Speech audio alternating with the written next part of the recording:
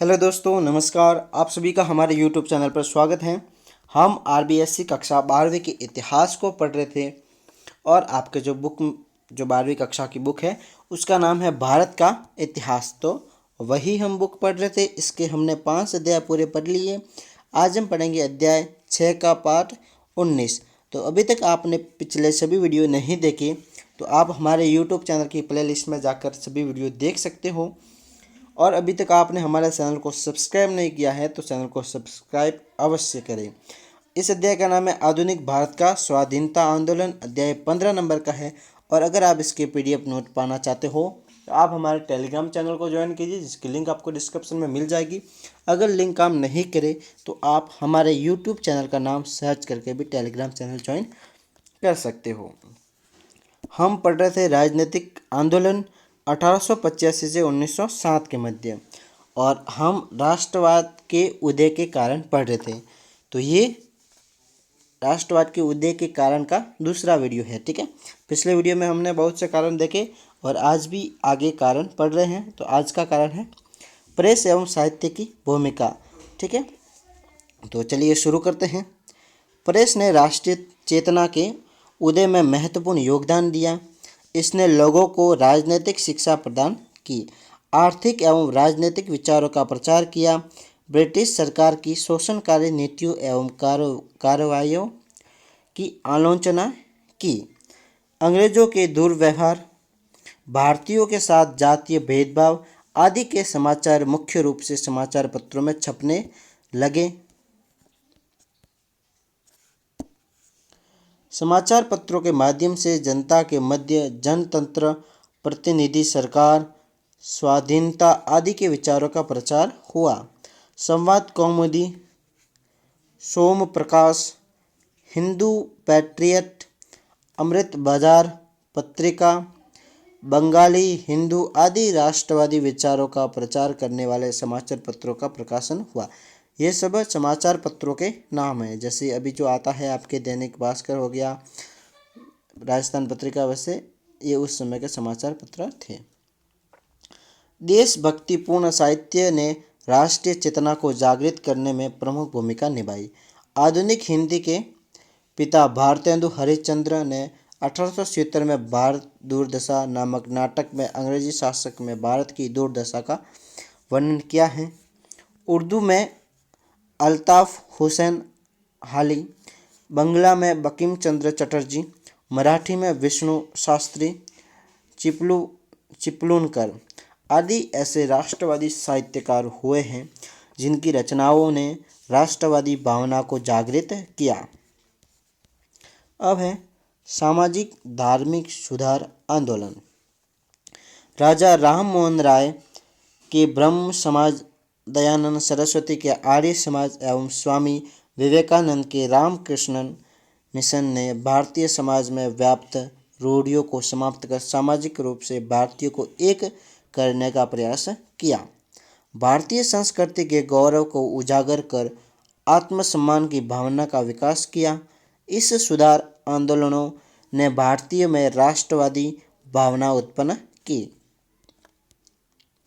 अब है जातीय भेदभाव। ये सब कारण है। इन कारणों से लोगों में आक्रोश बढ़ा और फिर उनमें राष्ट्रवाद की भावना जागृत हुई और उन्होंने आंदोलन किए, ठीक है। तो याद रखना। अब है जातीय भेदभाव। ब्रिटिश सरकार एवं अंग्रेजों की जातीय भेदभाव की नीति के कारण भारतीयों के मन में अंग्रेजों के प्रति घृणा की भावना भर गई।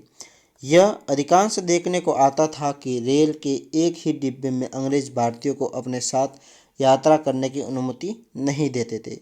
भारतीय यूरोपीय लोगों की क्लब में नहीं जा सकते थे, इतना भेदभाव होता था। आपको पता है कि एक बार गांधी जी को भी ट्रेन से नीचे उतार दिया गया था। अब है आधुनिक पाश्चात्य शिक्षा। पाश्चात्य मतलब पश्चिम की शिक्षा, ठीक है। पश्चिम में जो देश है, जो ब्रिटेन वगैरह, तो उनकी जो शिक्षा और पश्चिमी देशों की जो शिक्षा, उनका रीति रिवाज पाश्चात्य संस्कृति कहलाती है। तो ये पाश्चात्य शिक्षा, पश्चिमी शिक्षा। पाश्चात्य शिक्षा प्राप्त भारतीय ने यूरोपीय राष्ट्रों के समसामयिक यानी कि उस समय, ठीक है, तत्कालीन राष्ट्रवादी आंदोलनों का अध्ययन किया।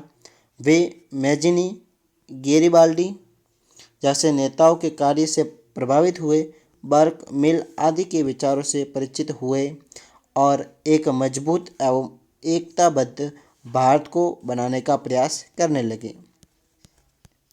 अब है लॉर्ड लिटन की नीति। इनकी जो नीति थी ये भी काफ़ी हिंदुओं के लिए अच्छी नहीं थी। तो चलिए, गवर्नर जनरल लॉर्ड लिटन के कार्यों ने भारतीयों में असंतोष की भावना भर दी। इसने 1877 ईस्वी में भयंकर अकाल के समय भव्य दिल्ली दरबार का आयोजन कराया। ठीक है, आप ये याद रखना कि दिल्ली दरबार का आयोजन कब हुआ। तो ये हुआ था 1877 में, और उस समय भारत में अकाल पड़ा था, तो खाने की वगैरह धन की कमी थी। लेकिन इतनी कमी होने के बावजूद भी उन्होंने दिल्ली दरबार का आयोजन करवाया, बहुत सारे खर्चा किया। तो ये भारतीय लोगों को अच्छा नहीं लगा, जिसमें ब्रिटेन की महारानी विक्टोरिया को भारत की साम्राज्य घोषित किया गया। ठीक है, 1878 ईस्वी के वर्नाक्यूलर प्रेस एक्ट द्वारा भारतीय समाचार पत्रों पर प्रतिबंध लगाया गया। तो वर्नाक्यूलर एक्ट कब आया? 1878। इसके द्वारा भारतीय छापाखाने पत्र पत्रिकाओं पर प्रतिबंध लगाया गया। 1878 ईस्वी में शस्त्र एक्ट द्वारा भारतीयों के शस्त्र रखने पर प्रतिबंध लगाया गया। फिर 1878 को एक शस्त्र एक्ट लाया। ठीक है, इस एक्ट में यह कहा था कि कोई भी भारतीय अपने पास शस्त्र नहीं रख सकते। ठीक है, शस्त्र जो हथियार होते हैं वह नहीं रख सकते। जो शस्त्र होते हैं उसमें भी एक तो शस्त्र है और एक होता है अस्त्र। ठीक है, एक तो हाथ में रखकर वार करते हैं, मारते हैं, जैसे तलवार वगैरह, और दूसरा हो गया जिसको फेंक कर मारा जाता है, जैसे भाला वगैरह। ठीक है, ऐसे अस्त्र शस्त्र होते हैं। अब है इल्बर्ट बिल विवाद। लॉर्ड लिटन के समय 1883 ईस्वी में उसकी परिषद के विधि सदस्य पीसी एल्बर्ट ने एक विधेयक प्रस्तुत किया, जिसे अल्बर्ट बिल कहा गया। इस प्रस्ताव में भारतीय न्यायाधीशों को यूरोपियनों के मुकदमों का निर्णय का अधिकार दिए जाने का प्रावधान था, किंतु यूरोपियों के विरोध के कारण यह बिल पारित नहीं हुआ। दोस्तों, आज के लिए इतना ही। आपको वीडियो देखने के लिए बहुत बहुत धन्यवाद देता हूँ। अगर आपके लिए वीडियो उपयोगी है, आपके कहीं भी हेल्प है, पढ़ने में मदद कर रहा है, तो इस वीडियो को लाइक कीजिए। आपके मन में कोई डाउट है, सवाल है, या आप इस वीडियो के बारे में कुछ भी सजेशन करना चाहते हो तो आप हमें कमेंट करके बताइए। अगर आपको अपने सभी दोस्तों के साथ वीडियो शेयर करने में खुशी होती है, कुछ अच्छा कार्य करना चाहते हो, तो इस वीडियो को शेयर ज़रूर कीजिए। ठीक है, अपने सभी दोस्तों के साथ, क्योंकि उनको भी पढ़ने में ज़रूर कहीं ना कहीं हेल्प होगी।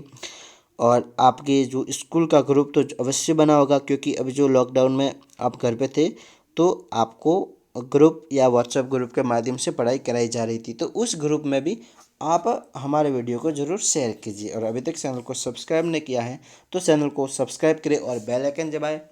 थैंक यू दोस्तों, आगे मिलते हैं एक नए वीडियो में, तब तक के लिए बाय, टाटा।